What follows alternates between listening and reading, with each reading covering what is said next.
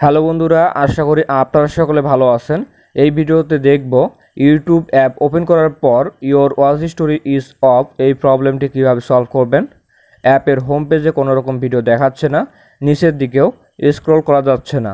শুধুমাত্র সার্চ অপশনে ক্লিক করে কোনো কিছু লিখে সার্চ করার পর ওই ধরনের ভিডিওগুলো শো হচ্ছে। আমরা আগে যেভাবে ইউটিউবে ভিডিও দেখতাম ওইভাবে এখনও দেখতে পারবো। এই জন্য ইউটিউব অ্যাপ থেকে বের হয়ে এসে ফোনে থাকা প্লে স্টোর অ্যাপ ওপেন করবেন। আমি আমার ফোন থেকে প্লে স্টোর ওপেন করছি। প্লে স্টোরে আসার পর সার্চ বারে লিখবেন ইউটিউব লেখার পর সার্চ করবেন। ইউটিউব অ্যাপটি প্রথমের দিকে পেয়ে যাবেন। আপনি দেখবেন ইউটিউব অ্যাপটি আপডেট চাচ্ছে কি না। ওপেন লেখার এখানে আপডেট লেখা দেখালে আপডেট অপশনে ক্লিক করে অ্যাপটি আপডেট করে নেবেন। তারপর ওপেনে ক্লিক করে অ্যাপটি ওপেন করবেন।